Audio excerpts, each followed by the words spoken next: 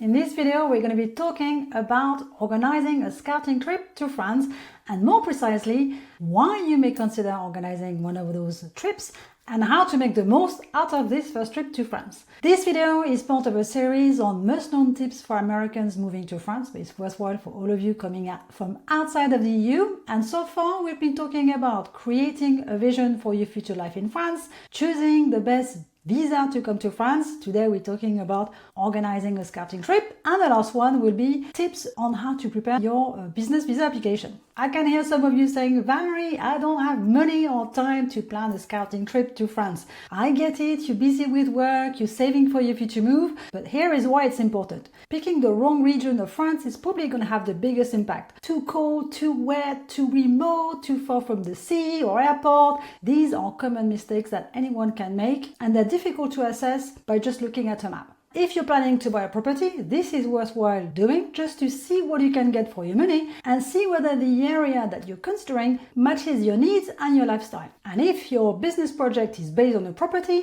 so a retreat business, a wedding venue, biking holidays, you need to own the property before you apply for the business visa. At this stage, it's important to comment that you could come over to France on a long stay visitor visa, look for a house, buy the house, renovate it, and then switch to a business visa. But as I've warned you before, the switch is very tricky to do, and we're talking more 18 to 20 months delay because you have to renew this long stay visitor visa at least once before you can switch. And actually the switch is more likely to happen at the end of that second year because there'll be a lot of fighting and hassling with the prefecture because they're not used to those visas. Another option could also be fly back home after that 1 year and apply for your business visa, or maybe come to France for a 6 months visitor visa to taste the area, go home and apply for your visa. Let's talk about the surprising benefits of organizing a scouting trip, and we're going to be talking about coup de cœur. Over the last year, I've been surprised by a number of people who snatched their dream property coup de cœur when they were on a scouting trip to France. Couple of examples, so a British and Australian couple, Sophie and Lee, who moved to Dordogne, and an American couple, Marshall and Lauren, who moved to Dordogne. We had a first call to discuss their move to France and debrief on their business project. Both had planned a trip to France and wanted to brainstorm their project and the ideas, know what to look for and know what to ask. So we were supposed to catch up 3 to 4 weeks later after the trip, and for both of them we talked about having the finances ready, looking for the criteria for the property that would match the project, so whether it was size, spare room for workshop, site building with potential. And fast forward 4 weeks later, both had put an offer through on the property. One was rejected, but they had a second property that they wanted to put an offer through, and this one was accepted. Which means that for a project that was planned for 8 to 10 months later with plenty of leeway to look for properties, suddenly moved faster up to the business visa preparation stage. So for Sophie and Lee, we built the business plan and prepared the visa talent application while the sales process was going through, and we submitted it when they finally signed the acte de vente where they were given the keys by the notaire. In France it takes 3 months, so we were ready when they had the keys to submit the visa application, and then it was all about building, painting while finishing off the business visa application because you have to submit the project and go for your appointment.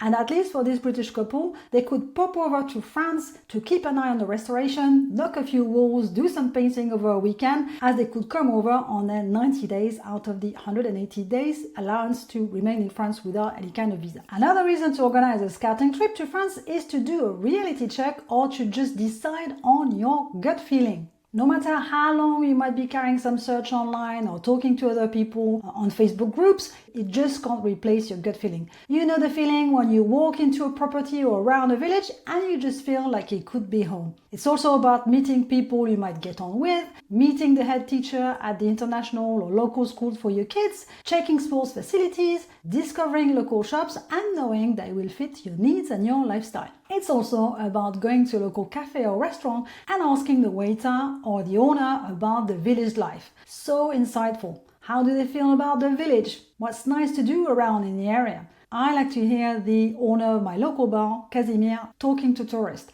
He's a real board of tourism, advising them on where to go, what to see. And when you hear him talk, you just can't avoid thinking, yeah, it's quite right. We've got a lovely village. It's quite lively with quite a few shops open all the time, many sporting activities, and people keep an eye out for each other. I have another couple from the UK planning to do 2 trips in France. once in September, once the summer is over, to check their 2 favorite areas and decide which one they might want to go for. And next May, they actually plan to come for a whole month to settle down here, to make sure they do like it, and also to do some market research as they want to bring the UK business over to France. So before closing the UK business, before selling their home, they want to confirm that it looks feasible and that there is enough potential for them and that they're going to enjoy the lifestyle. This is a typical example of a couple preparing 1 to 2 years in advance their move to France and organizing 1 to 2 scouting trips. Now, how to organize a successful scouting trip to France. I'm not a travel agent, so I'm not going to be talking about flights, packing and insurance, but here are 15 things that I would keep an eye for if I was to organize a scouting trip. The first one is to plan a trip that is going to be 10 to 15 days long, to give you time to get a feel of the place and also look at the cost of living. Plan to visit your top 3 areas or towns in France so you can see what it looks like, and try to come out of the summer season to get a feel of what it's really like once all the tourists are gone. This way there's no more tinted glasses. The next tip is to book some property visits with an estate agent, agent immobilier. So agent immobilier in France tend to be specialized in an area. So if you're looking at very wide different areas, you might need to get in touch with a couple of agents, but try to book some visits with them, 2 or 3 visits, so you can see what it looks like. It means having your finances ready because they won't take you out to visit properties if they think that you don't have the finances. So organize that bit before, because you might be surprised, you might have that coup de cœur as well. The next step is to make a list of your ideal property criteria. Yes, do an Excel sheet. I know how boring that might sound, but actually once you start visiting properties, you might get completely overwhelmed with the amount of information. And on the day you remember it, but 2 weeks later, it's all gone. And I remember a couple who were looking for a manor. You might have 10 bedrooms. You can't remember all of this and all the outside buildings. So make your spreadsheet with your criteria and add your comments as well, how you feel and your impressions about the property. My next tip is actually to book a bed and breakfast or to stay at a gîte that is owned by expats, because those people have done the move before you. They're going to give you some real feedback about the area and what it's like to live here.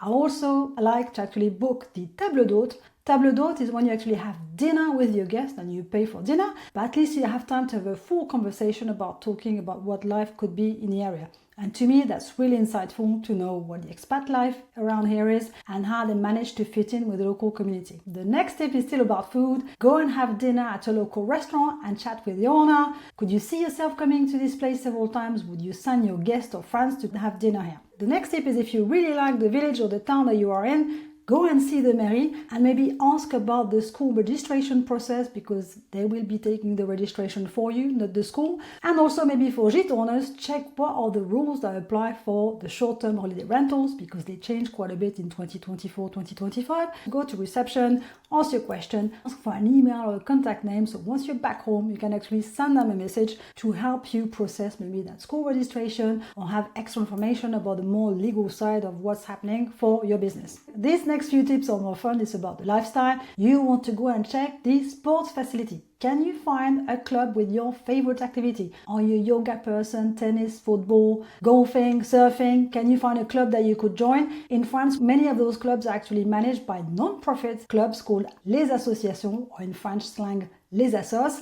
and it's a great way to meet people, whether you're a child or whether you are a grown-up. The next one is to actually go to the grocery store. Do you see yourself coming here every other week? Can you find the things that you want? Does it look like an attractive place to keep coming, or will you have to drive further afield to do your weekly shop? Still with your car, visit or drive by the most popular tourist sites so you can see what might be interesting your customers or your visitors if you have a retreat-based business. These next few tips are very practical. So the first one is that you want to check the internet access or the fiber optic coverage, la fibre, because if you live in rural France, it may not be there. And if you're working from home, you want to be sure that you actually can work from home. You also want to see where the nearest hospital is. Is there a dentist or a doctor in your town? Because in rural France, it can also be an issue.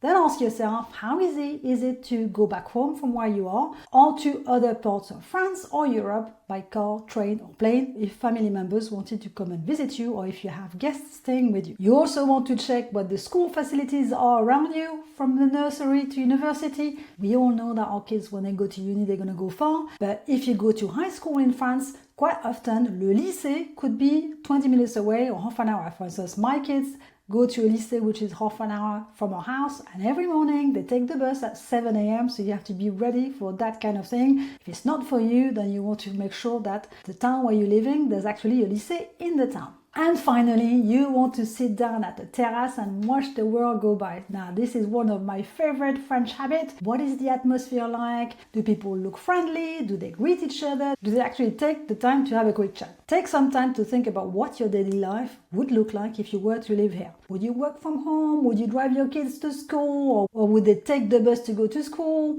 Where would you meet up, or where would you like to meet up with a friend for coffee or for lunch? Would you have to go far if you wanted to go to the movie or to see a show? Now, I'd love to hear about what helped you make a successful scouting trip to France and share your tips with me. So just add your recommendation or your best tips in the comments. And I'm really looking forward to read your comment and see what you would add to my list. In the next video, we're going to be talking about how to prepare for your business visa application. And I will give you also a short update on the visa application for the Visa Profession Libérale, because yes, this has changed since I recorded the first video of this series. That's what happens. Visa tend to change slightly over the years. And not to keep you on a cliffhanger, I will just confirm for now that if you go for Visa Profession Libérale, which is the 1-year renewable from France, just know that all projects now need to get validation from ANF, Ministère de l'Intérieur, before they go along on the visa process application.